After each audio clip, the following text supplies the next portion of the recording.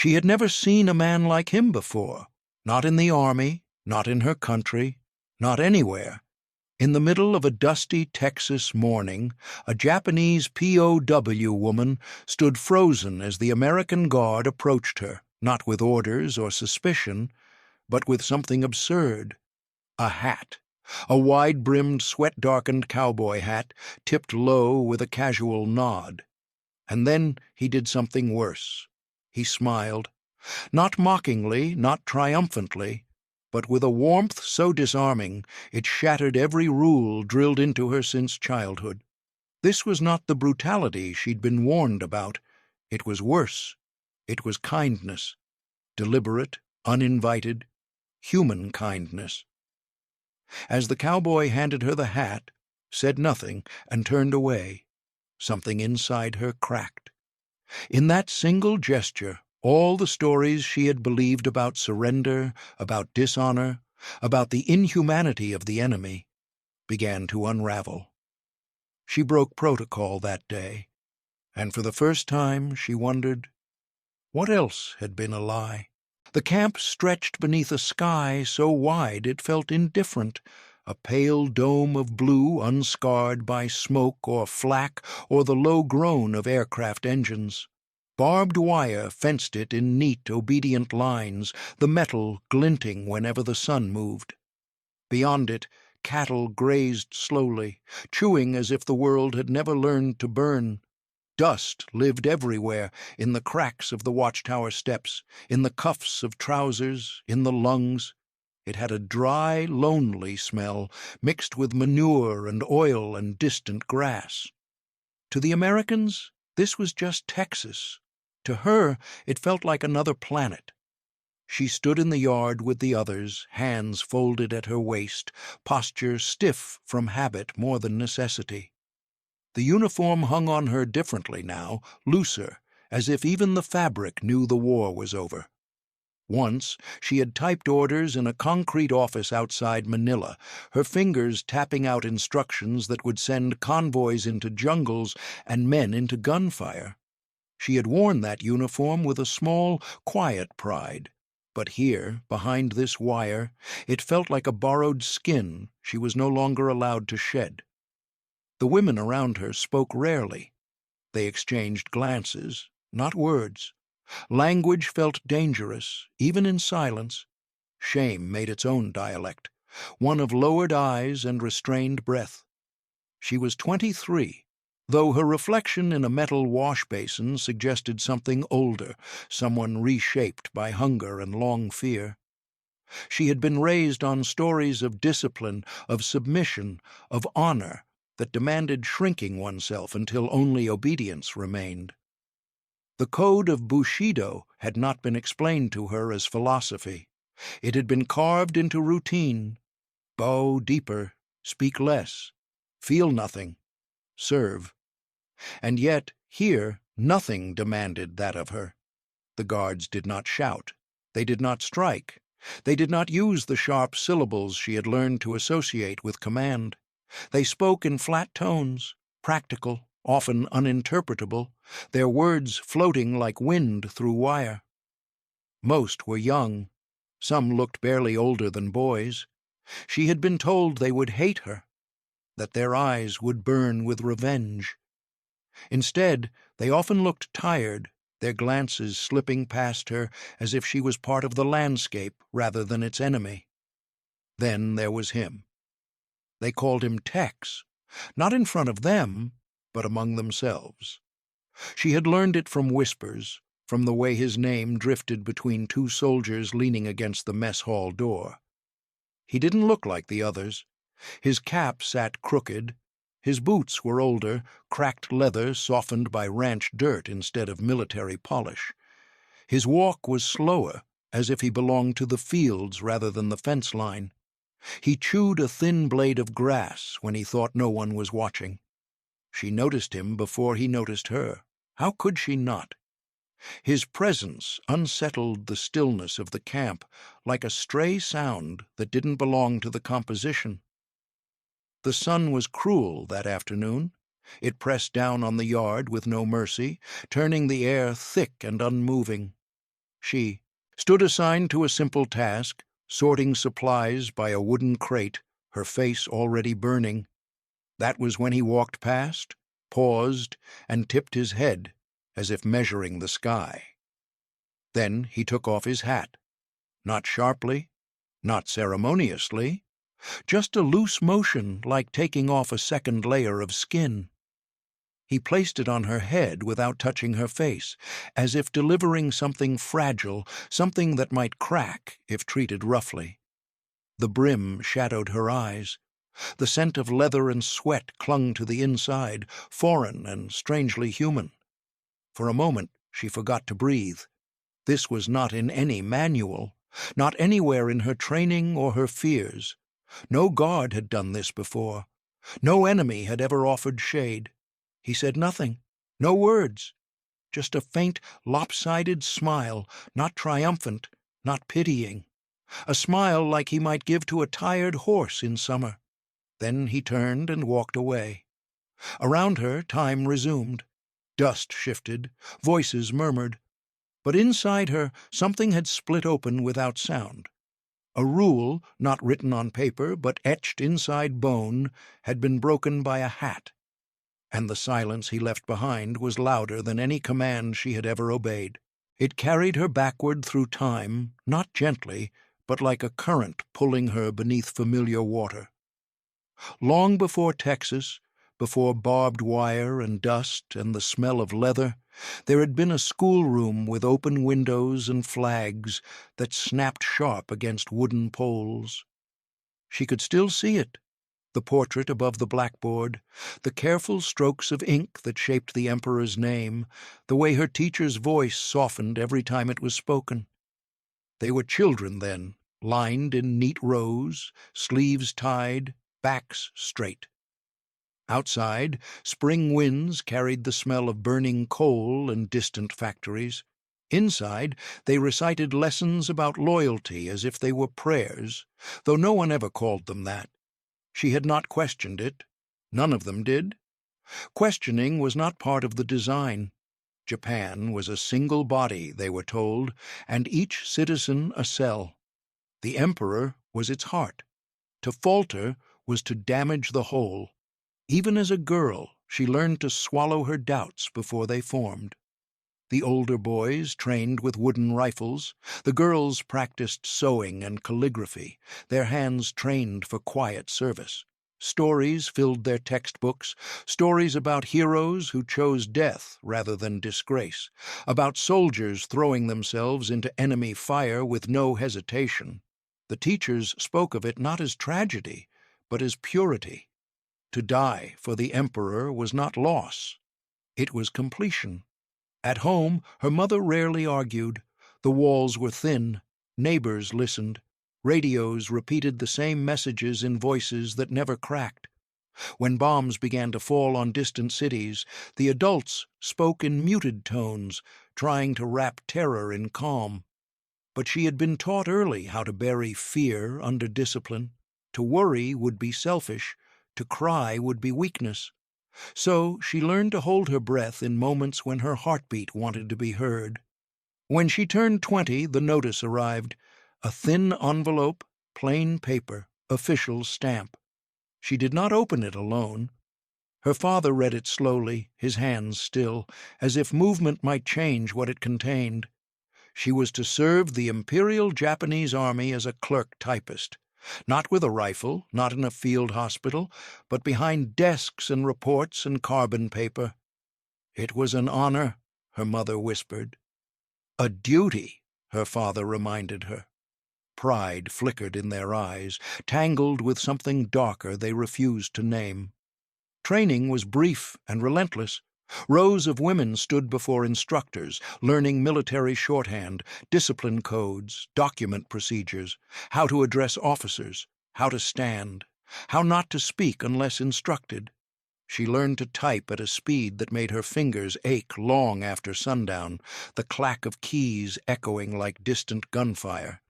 She copied casualty reports with the same precision as supply manifests, though the words themselves weighed differently inside her.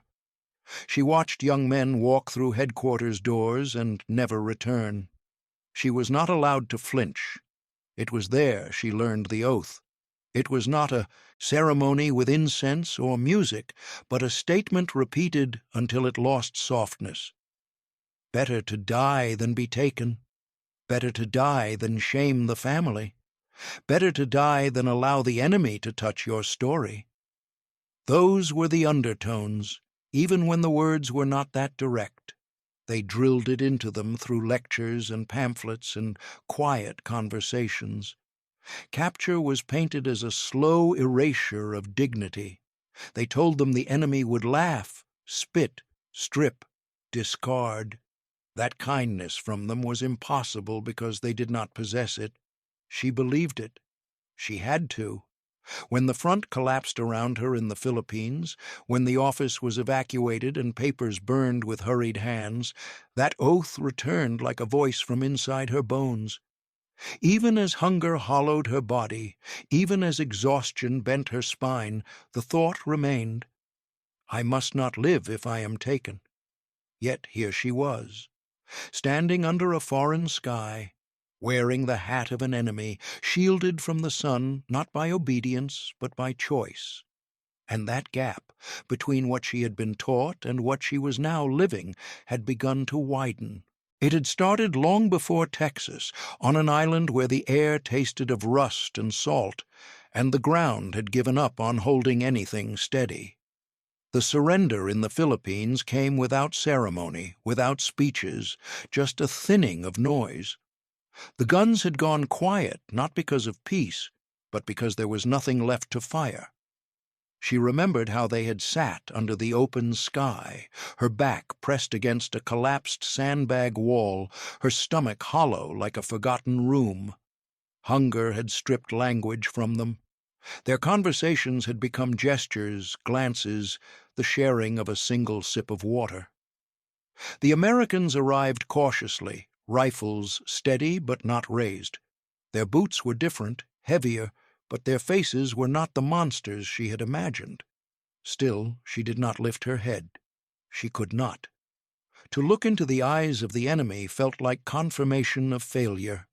Bodies of the wounded lay lined beneath makeshift awnings, the air thick with the smell of blood and iodine. It was there she saw it. An American nurse bent over a Japanese corporal whose chest had been torn open by shrapnel. The nurse's uniform was clean, almost absurdly white against the brown ground.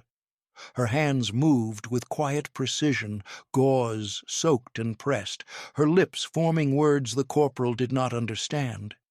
He flinched, not from pain alone, but from confusion.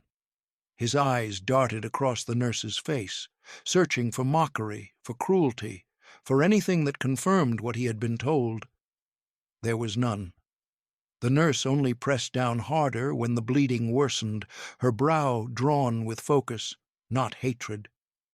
The corporal tried to speak, his voice breaking into dry fragments. She could not hear his words, but she saw the nurse lean closer, as if the sound itself mattered. That moment unsettled her more than the surrender itself. Kindness from the enemy had no place in her mind. It was not permitted to exist. Yet there it was, plain, unhidden, defying every lesson she had learned. Afterward, they were gathered, counted, moved, transferred like objects no longer needed where they had been. Trucks carried them to a port she did not recognize. The air tasted different there, colder, sharper. They were loaded onto a gray vessel crowded with prisoners, the deck crowded with silent figures, some staring at the sea, others refusing to look at all. The Pacific did not feel like water. It felt endless. She stood with her hands on the railing for hours, her eyes sinking into the horizon as if searching for the shape of home. But home had turned into memory while she was still looking at it. When the ship docked, the world changed again. America arrived not like a roar, but like a still image. Tall cranes, clean docks, men moving with unhurried steps.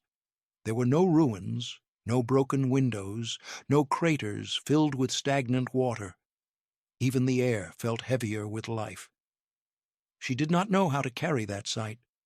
Then came the train, long, metal, relentless. They were loaded into cars, meant for transport, but not cruelty. Wooden benches ran along the sides, fans rotated overhead with slow mechanical sighs. Windows framed a landscape that seemed almost fictional. Green fields, roads untouched by smoke, small towns that still looked whole. Hours passed, then days. She lost count of both. The further they traveled inland, the more disoriented she became. The land flattened. The sky widened. Nothing blocked the horizon. There were no mountains like those near her childhood village. No familiar temples, only vast spaces that felt unaware of war. The other women sat in silence, broken occasionally by quiet sobs or whispered names of places they would never see again. Some slept, some stared. She watched cattle graze beyond the tracks, their slow movements almost insulting in their normality. America did not carry the scars she was used to reading in landscapes. It felt untouched, and that untouchedness unsettled her more than destruction. When the conductor announced their destination, she did not understand the words, but she heard the finality in the tone. Texas. She did not know what it meant. She only knew that the train had brought her to a place where the ground looked peaceful, the sky looked indifferent, and the world she recognized had vanished somewhere behind her. And yet she was still here, breathing, watching, carried forward not by orders anymore, but by whatever came next. The camp announced itself not with cruelty, but with cleanliness. That was the first shock. When the train doors slid open, the air stepped in rather than rushed, dry and warm, carrying the faint sting of dust and something sharper she couldn't name yet. The guards lined them along a gravel path, their boots crunching in steady rhythm, not barking, not shoving. They moved with the unhurried precision of men following routine, not revenge. A clerk sat behind a wooden desk under a canvas canopy, his pen tapping against a ledger, and when her turn came, he did not look at her like an enemy. He looked at her like a file that needed order. Her name was asked for. She spoke it carefully, as though the syllables might crack. He wrote it down as though it were nothing extraordinary, just another mark on paper. A number was assigned for camp purposes, one that was not hers, but would follow her within these boundaries. Her uniform, once so carefully folded and pressed, was taken away, replaced by plain work clothing, faded cotton that smelled faintly of soap and something foreign yet clean. It was not an exchange she had imagined while she was still in the Philippines. There she had imagined filth, humiliation, hands tearing things away. Instead, it felt disturbingly organized. The barracks stood in rows like mild imitations of discipline without anger. Wooden walls, small windows, narrow bunks lined with thin mattresses. The floorboards creaked with age, but not neglect. Outside, barbed wire hummed softly in the wind, metal singing to itself. A watchtower loomed at one end of the yard, a quiet reminder that order still wore teeth. She lay on the bunk that first night without removing her shoes. The stillness frightened her more than gunfire ever had. No aircraft roared, no alarms wailed. Only the distant lowing of cattle somewhere beyond the wire, a sound that didn't exist in her former world. Sleep came only in fragments. Morning arrived with a sound she did not recognize at first. Not a siren, not a siren's echo. A bell, low, metallic, almost domestic. The women stirred, confusion flickering across faces unaccustomed to waking without fear. They were led out, guided toward a long building with wide doors and a low roof. And then the smell. It hit her before she reached the entrance, and for a moment she thought her hunger had invented it. rich, warm, greasy in a way she could almost feel on her skin. Bacon. The word surfaced from a distant memory, dragged up from childhood film reels and faded magazines. In Japan, it had been rare even before the war. During it, it had become almost mythical. Inside, long tables stretched across the room, metal trays stacked high. Steam curled upward from large kitchen pans. The air was thick with heat, with oil, with coffee so strong it cut straight through the fog of confusion. The women hesitated at the doorway, instinctively slowing. A few exchanged glances, their expressions guarded. They were handed trays. On them sat eggs, pale and folded like soft fabric, thick slices of bread, not dark and brittle but white, almost glowing. And there, unmistakably, strips of bacon, crisping at the edges, shining as if lacquered. Her hand trembled as she held the tray. This, too, felt like a test. She remembered the rice rations, measured like pharmacy doses back home. How one portion had been divided into halves, then quarters, until hunger became a permanent companion rather than an absence. In the Philippines, meals had been thin broth and stiff fragments of grain, swallowed slowly to make them last. Now, this abundance sat before her like a deliberate insult. She did not eat. Not at first. Her stomach betrayed her before her pride could gather defense. It tightened, then growled, a sound so small yet so humiliating she felt her cheeks heat. Slowly, deliberately, as if bracing for impact, she lifted a strip of bacon to her mouth and bit. The taste was overwhelming. Salt assaulted her tongue, fat melted, warmth flooded through her throat, and for an instant she felt not like a prisoner, but like a body remembering life. Tears came without permission. She quickly lowered her head, letting them fall unseen. Around her, resistance softened in quiet increments. Food disappeared from plates. Coffee was sipped, tentatively at first, then in deeper swallows. No one spoke of gratitude. They did not know how yet. But hunger and humiliation tangled inside her chest, because with every bite, a question deepened.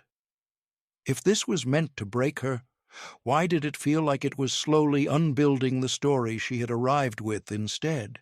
The days settled into patterns, and within patterns she began to notice him more clearly. The man the other guards sometimes called Tex.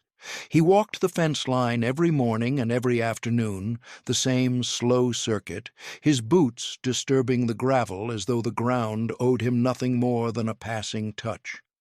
Unlike the others, he did not march. He did not fuss with his stance or square his shoulders for effect. He moved the way farmers moved through fields, unhurried, measured, as if land and sky had shaped his sense of time long before any uniform ever had. She watched him from a distance, never directly, not yet. He tipped his hat to no one in particular when the sun was strongest, shading his eyes as he scanned the horizon beyond the wire. Sometimes he stopped near the corner where the old oak tree drooped its heavy limbs just inside the yard. He would lean against the fence post there, draw a cigarette from his pocket, and light it without hurry, the flame briefly cupped in his hands like a small contained star. He was not young the way some of the guards were. His face carried lines, not of age, but of weather. Sun had browned his skin unevenly. His jaw bore a crooked scar, perhaps from barbed wire or cattle horn, she could not guess. Yet, despite the marks, his expression rarely hardened. It floated somewhere between neutrality and mild amusement, as though he were observing a world that constantly surprised him. She noticed his gestures first. When a woman dropped a bucket near the laundry line, he bent to retrieve it before she finished apologizing. No scolding, no comment, a simple nod, brief as breath. When roll call forced them into rows, his voice carried neither sharpness nor laziness, just an even tone, replacing hostility with procedure. It unsettled them almost as much as kindness. Rules, they understood. Softness inside those rules was harder to interpret.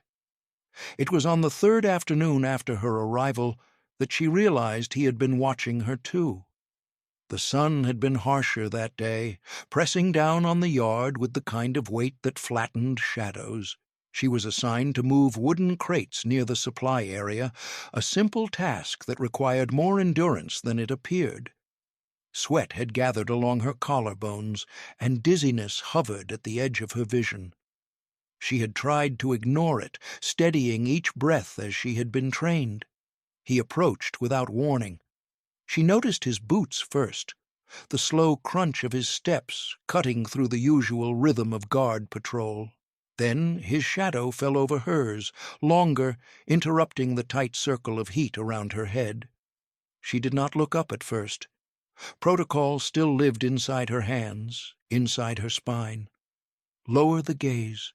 Do not draw attention. Do not provoke. But something tilted her upward despite herself. He stood there, calm, measured, the sunlight carving his outline against the pale sky. His eyes were not hard. They searched her face, not with interrogation, but assessment, the way one might look at soil dried by too much sun. He squinted, said nothing, and without haste removed his hat. She recognized it immediately.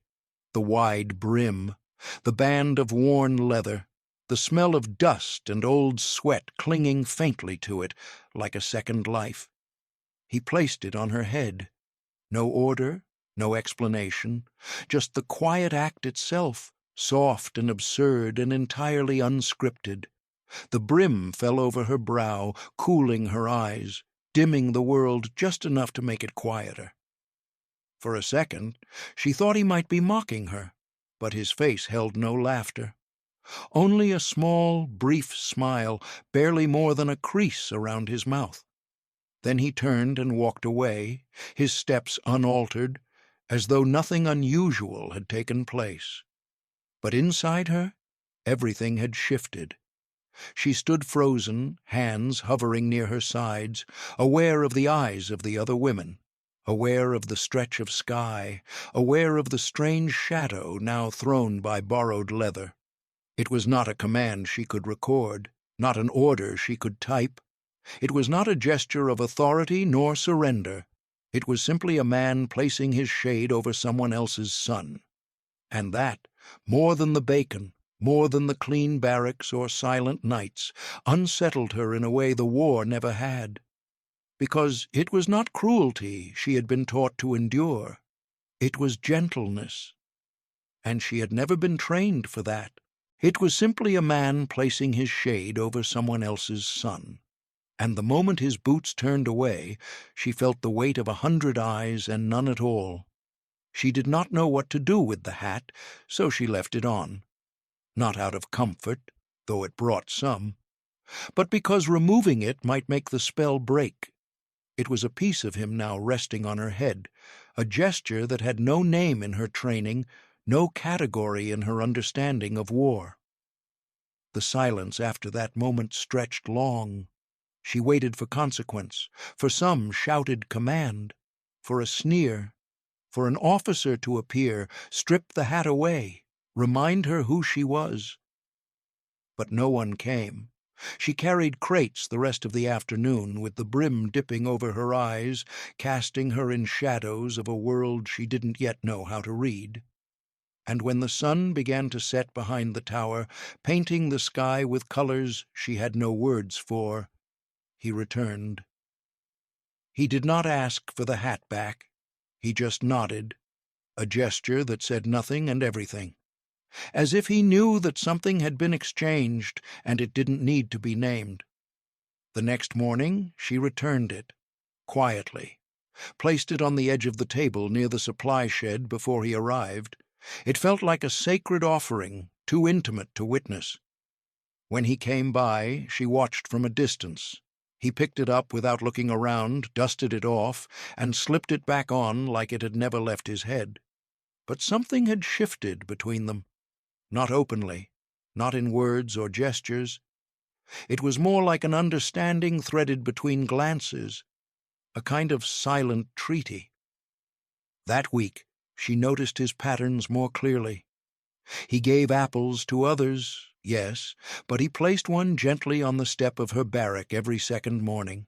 Always red, always polished, as if the color might mean something. The other women watched, but they didn't speak of it. They had begun to understand, too. Something unsanctioned was forming, something that didn't match the outlines of enemy and guard. And it wasn't just her. Others had started to relax their shoulders, walk with a fraction more ease. The fear had not vanished. It never did. But it had softened, like paper left out in the sun. And when he passed her in the yard now, he no longer looked away. Once, their eyes met fully, just for a moment, his expression unreadable but open, as if asking a question without speaking it. And for the first time, she didn't look down. She held his gaze. In that brief moment, she realized something had broken. Not just protocol, not just decorum, but the armor she had worn since capture, not from violence, not from interrogation, but from a cowboy's calm, untrained kindness. And kindness, it turned out, was far more dangerous.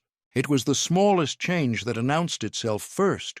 A crate of gardening tools left out in the open like it had been forgotten, a half-filled watering can perched beside it. No orders, no announcements, just a quiet invitation folded into the landscape. The word spread quickly among the women, murmured in uncertain tones. They were allowed to plant something. No requirement, no punishment for refusal. It didn't feel like a military directive. It felt like a question. She walked toward the patch near the southern fence, more curious than brave. A sliver of dirt had been cleared, narrow, dry, unpromising. A guard, not Tex, but another with sunburnt arms and a crooked smile, stood nearby and gestured to a box of paper seed packets. She took one without knowing what it would grow. The picture on the packet was of green leaves and something red. Maybe a vegetable, maybe a flower. It didn't matter. What mattered was the space between his hand and hers, the absence of force in the offering. Her fingers met the earth for the first time in what felt like years. It was dry and stubborn, but it gave way eventually, revealing a cooler layer beneath, like something was waiting there. She placed each seed into the dirt gently, as if burying pieces of herself with them. Around her, other women began to kneel, began to press the soil into neat rows, began to speak again, not in full conversations, but in fragments, small questions and jokes passed like water between cupped hands. The first green sprout came days later, a thin shoot, barely taller than a blade of grass. She crouched beside it and stared as though watching a miracle unfold. She hadn't known something so small could shake her so deeply. But it did. It meant time was passing. It meant things could return. More plants followed. Not all survived. Some wilted under the sun. Some never broke the surface. But those that lived, they changed the color of the camp. Slowly, the brown monotony gave way to patches of life, irregular and fragile but stubbornly there. And with every new sprout, something loosened in her chest. The other women noticed it too. There were more smiles now, more quiet laughter, more moments of silence that weren't heavy with fear, but light with thought. One morning she found an apple beside her sprout. Not on her doorstep this time, but beside the garden itself. She didn't need to look around to know who had left it. It was red, just like the one from her first breakfast here. She picked it up, held it in both hands, and sat with it for a while before taking a bite. The apple was sweet, But more than that, it was proof of a new rhythm taking hold, a rhythm where growth of plants, of people, no longer needed to ask permission. And she realized that the garden was no longer just a patch of green in the dust. It was something alive inside her, a quiet declaration that her story wasn't over, and that perhaps, for the first time, she was the one writing it. It began with a clipboard, passed hand to hand, page to page, like it carried something far heavier than paper. The guard who brought it, not Tex, but one with soft eyes and a noticeable limp, didn't explain much, just pointed to the form, mimed writing, and gestured toward the mess hall tables. Word spread quickly. They could write home. One letter, limited lines, censored, certainly, but a letter all the same.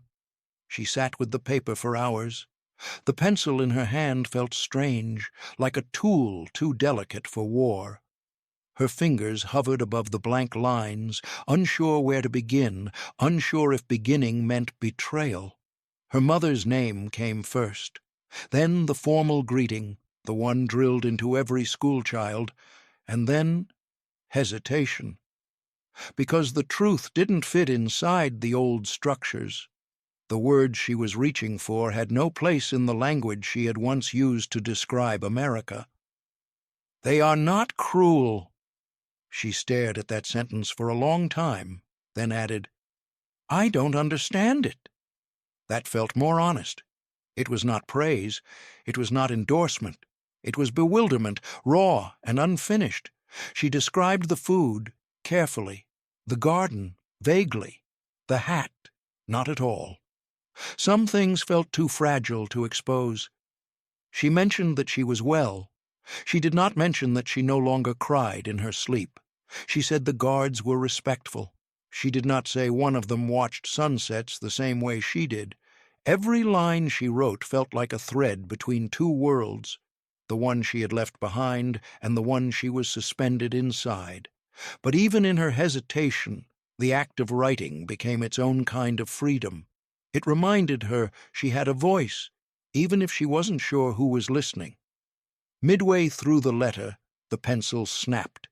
She froze, heart pounding, as if the break itself might summon punishment. Instead, a shadow passed over the table. Tex. He looked at the pencil in her hand, then pulled something from his pocket. A small blade. Without a word, he took the pencil, sat beside her for a moment, and carefully shaved the wood until a new point emerged, smooth and ready. He placed it back in her palm and nodded once before walking away. It was the gentlest thing anyone had done for her since childhood. She finished the letter, folded it, handed it in, and then silence. Weeks passed. No reply came. She never knew if the letter reached its destination. It may have been intercepted, it may have been lost, or it may have sat on a desk somewhere, too delicate, too complicated to process. But it didn't matter, because writing it had changed her. It had forced her to name things she couldn't name aloud, her confusion, her guilt, her flickers of warmth toward the enemy. And once written, those truths couldn't be unwritten. They lived inside her now, quiet but steady. If you've made it this far in the story, and you're enjoying this quiet but powerful transformation, leave a comment below and let us know where in the world you're watching from. It helps more than you know. The storm came in without ceremony. One moment the air was still and brittle, the sky stretched wide with an uneasy gray, and the next, the first drop struck the tin roof of the barracks like a warning drum. Then another. Then many. The sound was immediate, loud and layered, a chorus of percussion overhead, rhythmic and relentless. The women turned inward, retreating to their bunks, clutching their thin blankets, eyes flicking toward the ceiling as though it might cave in. But the roof held. It always did. The Americans had built the camp well, strong, clean, strange, She lay on her cot, arms folded across her chest, the blanket tucked beneath her chin. The rain fell harder, smearing the horizon beyond the window slats, swallowing the fences in a curtain of silver. Thunder rolled far in the distance, the kind that made the walls feel thinner. She listened to it all, heart quiet, eyes open. Somewhere outside, almost drowned in the noise, came the sound of a harmonica. It was faint, off-key and slow, a wandering melody that twisted with the wind and slipped between the drops. She had heard it before. Tex. He played in moments like this. Not loudly, not proudly, just a tune to keep time with the storm. The notes rose and fell with no destination, like memory. The women didn't speak. They rarely did during storms. Rain turned them inward. It reminded them of other places, of other homes. She closed her eyes and tried to picture hers. The tatami mats, the steam from her mother's kitchen, her father's shoes by the door, the sharp winter air outside the sliding panels, the way her younger sister used to hum while brushing her hair. She had not seen that home in years. And now, with every new sprout in the garden, every letter half-written, every nod from a guard who should be her enemy, the return felt further away. Not in distance, in truth. She imagined standing before her family, telling them the story as it truly was, that the guards were kind, that the food was warm, that a man had given her his hat in silence, that she had planted things, and they had grown, that her heart had softened, not out of weakness, but recognition. And she knew, with the full weight of certainty, that she could never say any of it aloud. They wouldn't understand. Her words would be received as betrayal, not testimony. In her dream that night, she was home, not as she had left it, but something quieter. Her mother looked older, her sister silent, and the garden, the one in Texas, was growing just outside the sliding panels, wild and green and impossible. She reached for it, but it vanished as dreams do, right as her fingers closed. She woke before dawn. The rain had slowed to a whisper, a soft tapping on the roof like footsteps departing. The barrack was quiet. Most of the women still slept. She sat up slowly, blankets falling into her lap. Something outside caught her eye. There, resting on the stoop just beyond the doorframe, was a hat. His hat, not soaked, dry, placed carefully beneath the overhang, out of the rain's reach, waiting. Her breath caught in her throat. It was not a gift, not this time.